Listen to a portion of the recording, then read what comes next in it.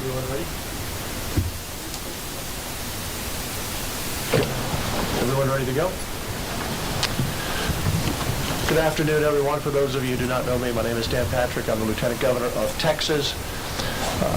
I've been in touch with Governor Abbott today. He is out of the country on a pre-planned trade mission, but we have been in touch. And in his absence, I'm acting governor whenever he is out of the state or out of the country, and I will be overseeing the operation on what is still a hurricane, even though some thought it would be a tropical depression once it went over the Yucatan Peninsula. Even though it's still over land, it is still a hurricane category 1 at this time.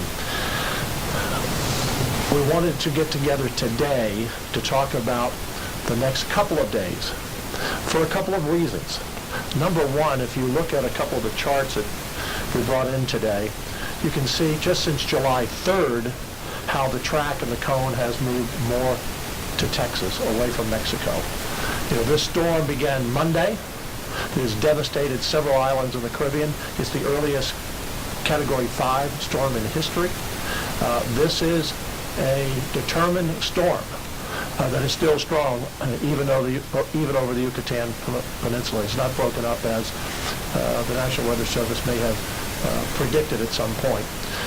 So as we saw the track move our way, and right now the cone goes all the way almost up to the Texas-Louisiana border, everyone along the coast should be paying attention to this storm. We pray and we hope for nothing more than a rain event, but even a rain event may be very heavy, and we'll talk more about that. But we prepare at the state for the worst-case scenario. And we have the best emergency management team in the country. They have been working on and preparing for this storm in the event it turned towards Texas for some days now. Our Chief Nim Kidd and I have been talking since about 4 o'clock yesterday morning, or sooner than that, so that we are prepared. And we want you to be prepared. In fact, one of our concerns is that we're in the middle of a July 4th holiday weekend. Not as many people are home watching the news or paying attention to the news or having fun at the beach or just in their backyard and enjoying their families. So if you have friends, a family who are vacationing along our coast, it might be a great idea for you to text them, call them, or email them and ask them to pay attention to the weather over the next couple of days. Right now, it appears that this storm either is a tropical storm with heavy rain that could be 12 to 15 inches in some areas. We don't know exactly sure yet where that may be, whether it's heavy rain and flooding, or if it's a hurricane category 1, 2, or worse. It would be here likely on Monday, and we'd start seeing the impact of that starting on Sunday. Again, we're preparing for the worst, praying and hoping for the least amount of rain and a lesser storm, but you want to be in position of wherever you're going to be by Monday. Remember, seldom does wind cause death in a hurricane. It's flooding. That's the most dangerous position for someone trying to drive in flooded waters on flooded roads. I've just finished a briefing, a very deep briefing with our Emergency Management Council of the state, all over the state, and our local mayors and judges have been in touch with the chief for the last couple of days, and they are preparing. So once again, we hope and we pray for nothing more than a rain event, although that will still be heavy rain in some areas, flooding in some areas, pretty much for sure.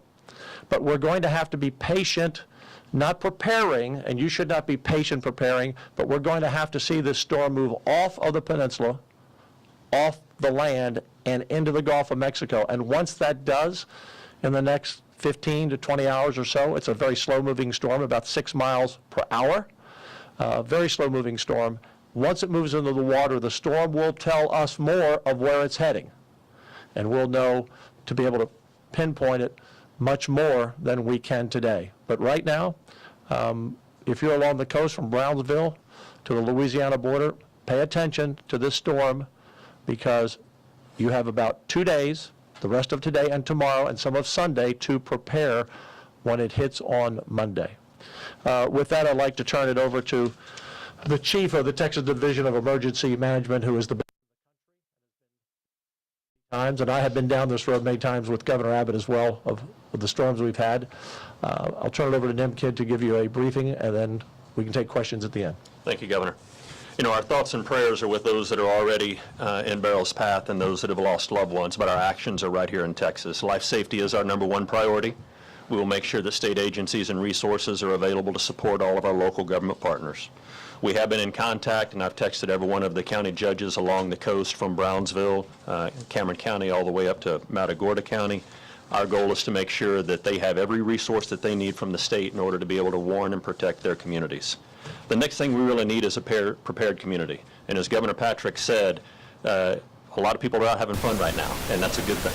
And we want them to continue to do that. But we also want them to prepare. We need a prepared community, not a panicked community. Right. As the governor mentioned, we really won't know for several more hours of exactly where landfall may be, but we have high confidence that this system is coming somewhere to Texas. With that, we would ask that people take the time to make sure that their vehicles are fueled, make sure that they have food and water, and that they've taken care of their pets, check on their family members, and take the time now to prepare so that whenever this thing is making landfall, you're already where you need to be. And for the folks who aren't on the coast or don't live near the coast, even up as far as San Antonio, New Braunfels, Waco, maybe even in 5 or 6 days in Texarkana, there could be heavy rain. And heavy rain could be 8 inches, could be 10 inches, could be 12 inches or more, and could be flooding. Because again, this is a slow-moving storm, and hurricanes and tropical storms drop a lot of rain in a short period of time, and the longer that storm is over the area, the more rain it drops. So I think with confidence we can say there will be flooding. Yes, we just can't pinpoint it yet, but do not relax.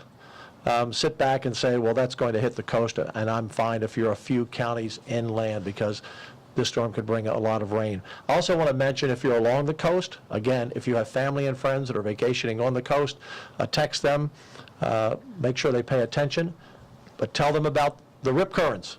You always hear about it, but the rip currents are going to be really bad.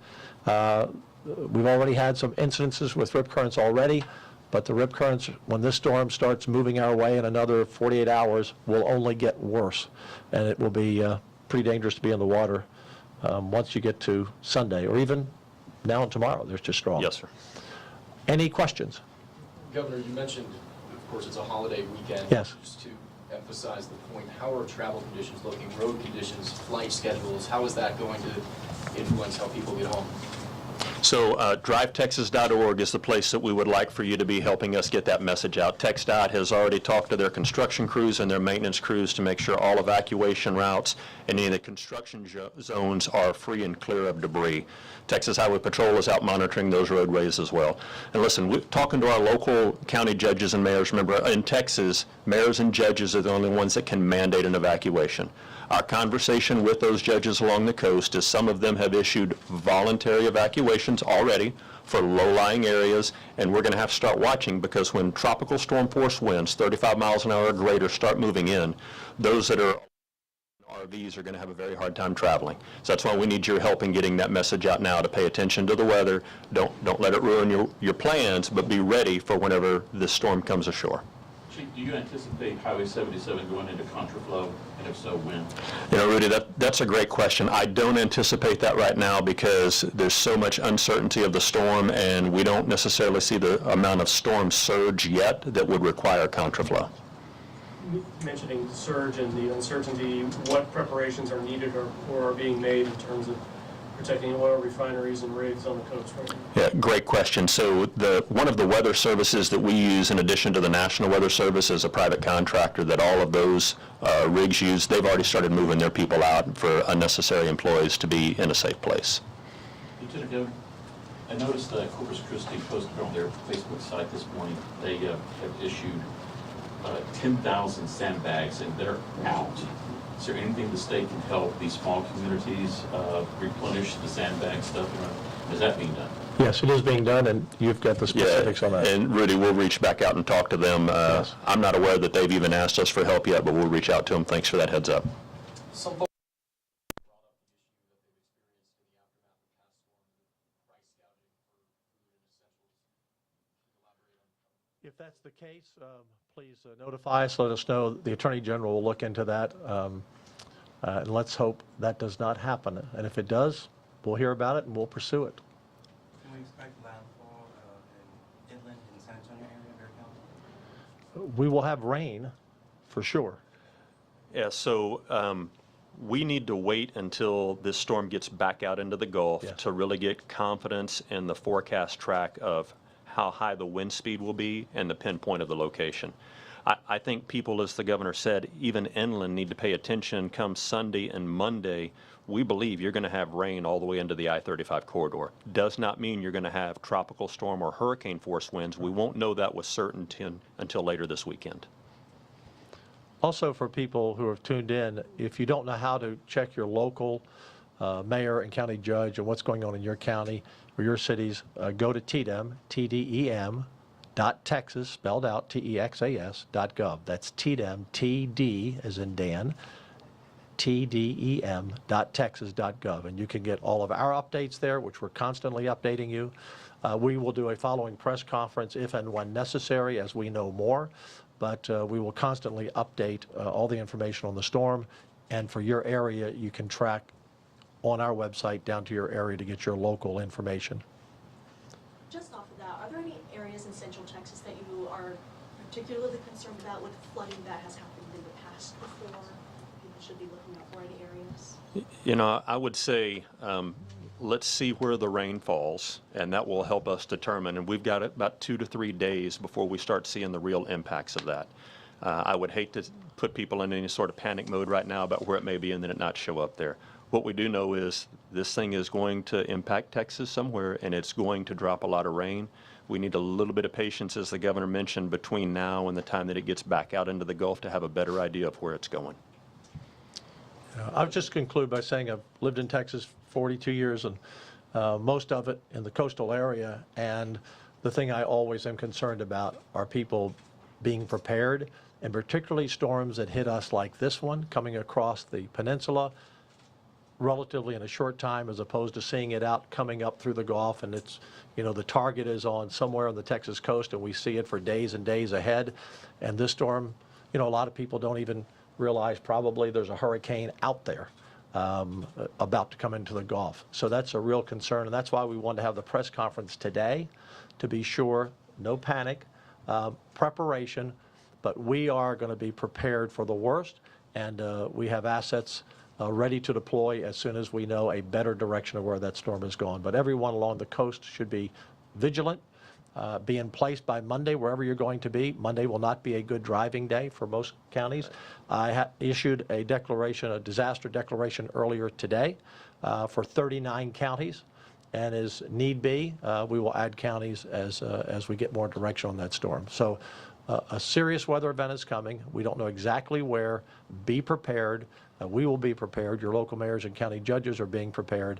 And stay safe, and God bless everyone. God bless Texas. Can you explain what that preemptive declaration does? Why is that important, and what does that do? Yeah, if I can take that, Yes. if that's all right with you. One is it got your attention. Yes. I need your help getting the message out, Yes, right? So that's yes. one thing that it does. The second thing is it allows not only my agency, but the other state agencies on the council to go ahead and spend money that may be outside of their budget to do emergency protective measures. The third thing it allows our local county judges in cities and counties to do the same thing.